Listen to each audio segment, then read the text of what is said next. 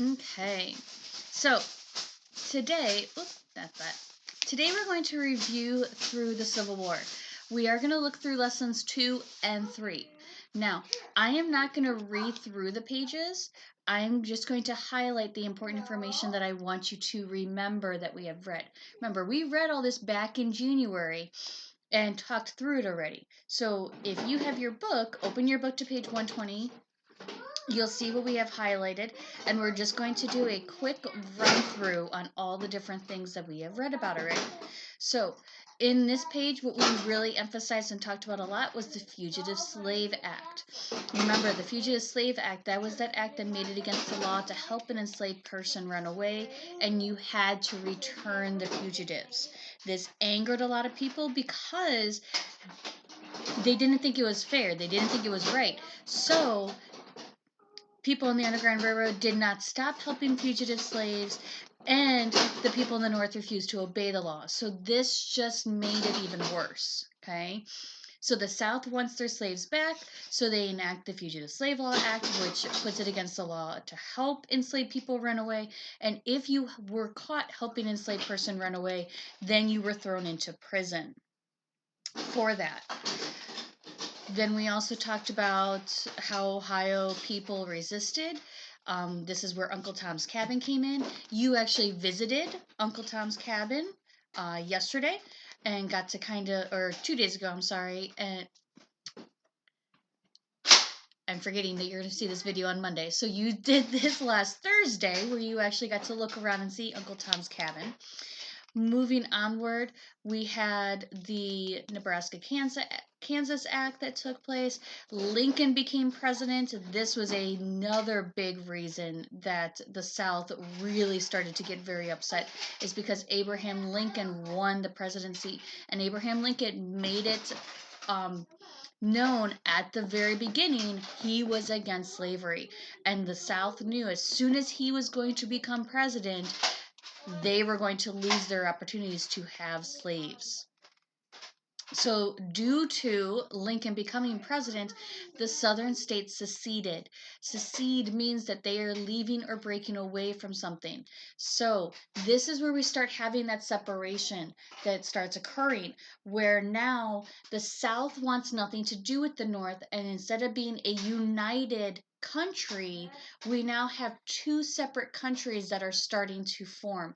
We have the northern states that want to be the United States of America still, but we have the southern states that are starting to want to be the Confederate States of America instead.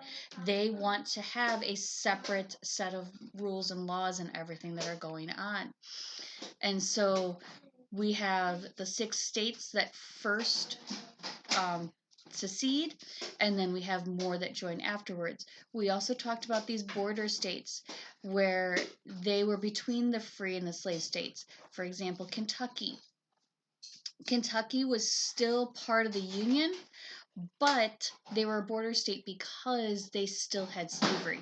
This is why it was very important for the Ohio River. We talked about going to John Ripley's house and how he would light a lantern in his house to let you know if it was safe to cross the Ohio River, not because those slaves were crossing from Kentucky into Ohio. Okay. In the process of the Confederate States of America forming, they elected their own president, which was Jefferson Davis. They created their own capital, which is in Richmond, Virginia, which was pretty funny because Richmond, Virginia was 100 miles from Washington, D.C. So we have 100 miles between the two capitals. But this really started causing a lot more issues. And as soon as the southern states seceded, as we talked before, it was kind of almost like the straw that broke the camel's back. The Civil War is pretty imminent and about to take place. And when we get to page 124, we see the Civil War does begin, and the battle begins at Fort Sumter. This was the Union troops were down in the South. They were being told to leave. They were waiting for supplies, hoping that they would be able to stop and keep the Confederates from moving forward. And unfortunately, they didn't get the supplies in time. and Fort Sumter's battle took place. We also talked about the strengths of the North and the South, and we looked at these extensively back and forth. And we talked about how um, they were opposite, but this is why the North and South really needed to get along, and they paired well with each other. But unfortunately, due to our differences, we could not look past the differences, so we had conflict. Um, but in the North, remember you have this written in your book. In the North, the North strength was that they had the industry, which was able to make the weapons, and they controlled the majority of the sea. The South, though, while they didn't have the industry to make the weapons, they had the military colleges, which is what's making those military leaders. And that's why Robert E. Lee is such a great military commander. And we talked about, imagine what would have happened if we had Robert E. Lee fighting for the North as opposed for fighting for the South. But then the South also had a lot of passion and pride because they didn't want to give up their way of life, and that also became one of their massive strengths. Okay, so the North, they have the industry for the weapons, but the South has the military colleges for the leaders. Additionally, controlling of the sea, wanting to protect their homes and way of life. That's the end of lesson 2. Then we go into lesson 3. And lesson 3 goes into the more different points of the war. We spent some time looking at how Ohio plays a huge role in this war. And we talked about all the different ways that Ohio has helped. Remember, on the next page we did talk about there was one and only one battle that took place in Ohio. And even though that one battle took place in Ohio, it really didn't, it was kind of a minor blip on the whole process. The Battle of Buffington Island, it was more of a raid. No one died. We had some people that were kind of taken and captured, but they all escaped, and it was fine. It scared people. It made them nervous, but in all actuality, it was very minor compared to some of the other battles that we're going to talk about later. But we did talk about how Ohio because we are a farm state, we offered and provided a lot of food sources. We had the railroads that were moving the supplies. We had the factories and all those good fun things. We also talked about how we sent 300,000 Ohioans, and then later we sent 5,000 more people to go fight, because we had the ability that African Americans were able to start fighting as well. So we had lots and lots of men that went to go fight. We also had a lot of great military commanders. For example, Ulysses S. Grant, who is then going to become a president later down the line.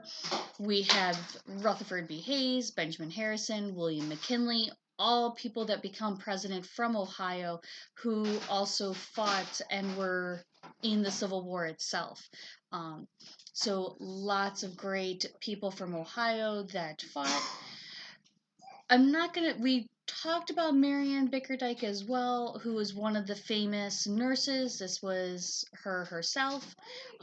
Later this week, we're gonna look at some other women and also how children played a role in the Civil War.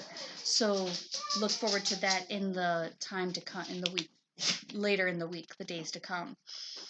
We also spoke then, moving further into the chapter, we talked about the turning point because this was a war that took place for quite some time. And we looked at specifically the Battle of Gettysburg, and we also talked about the Battle of Vicksburg. Now, the Battle of Vicksburg wasn't as big of impact. It definitely was a huge turning point in the war because the Confederate forces surrendered to Grant. But we looked more specifically, and then we even took a virtual field trip to Gettysburg itself, which was it was one of the early battles that took place, and the war didn't end pretty. We thought it was going to end pretty quickly after the Battle of Gettysburg, but it did not. But we spoke about how it was the bloodiest of the battles that took place because of the amount of lives that were lost in a 3-day time period. And this was also huge because in the first 3 days of the battle, the North looked like they were going to be losing this battle. And then finally on the third day, we actually made a huge shift and turned it into a loss for the South and a win for the North. This was also majorly impressive and great for the North because they by winning this battle, it gave us the confidence to know that we can succeed and we can win in this war. So, you're not helping, go away. Sorry. Mr. Fedex not being very nice as I'm doing a review with you guys. And now he's laughing to himself over there in the kitchen.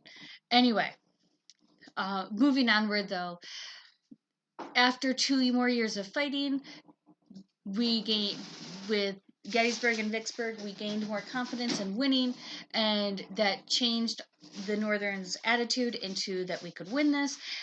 But it took 2 more years before this war actually came to an end. In April of 1865, Lee surrenders to Grant finally, and the war comes to an end. Unfortunately, and this is the other thing we did talk about and we highlighted, just 5 days after the surrender, President Lincoln is assassinated, and he is the first president to be assassinated. John Wilkes Booth, who is a major supporter of the South, was not happy over the result of the South losing in the war, and so his way of avenging and getting back at the North for winning is killing the president. So, we've also talked in class how in the South they view the Civil War a different way. They call it a war between the states, and they look at the war in a different light than how we look at it. So it's kind of interesting to see. Because of the Civil War and because of this huge change in our history, we actually had 3 amendments that were added and came out of this. The 13th Amendment was the one that abolished slavery. The 14th Amendment granted citizenship to all African Americans, and this actually goes into play that it gives citizenship to, yes, it gives to all African Americans at this time, but then it's later ratified and changed, so then other people coming into the state, this amendment actually makes a huge impact for citizenships for everybody, even today. And then we have finally the 15th Amendment, which gave voting rights to African American men. Remember, ladies, we still are talking about this. We don't have our rights yet. We have our rights now. It takes a lot of time for us to get our rights, but it is coming in time. So, 13th, abolish slavery. 14th, citizenship. 15th, voting rights for men. So, all men are able to vote now. Okay? So, again, the Civil War, it's a very dark and not a very positive light on us with this war taking place. And we still have some people that are not happy with the outcome of the war today, but it is definitely something that we can learn from and gain history from, history and just become better from learning. Like we've talked in class, learning from your history and learning from your mistakes that you've made improves you and makes you an even better person. Hence why we learn history, so we can try to avoid repeating history's mistakes. So if you would like, go back and reread the pages. Otherwise, that is the review of lessons 2 and 3.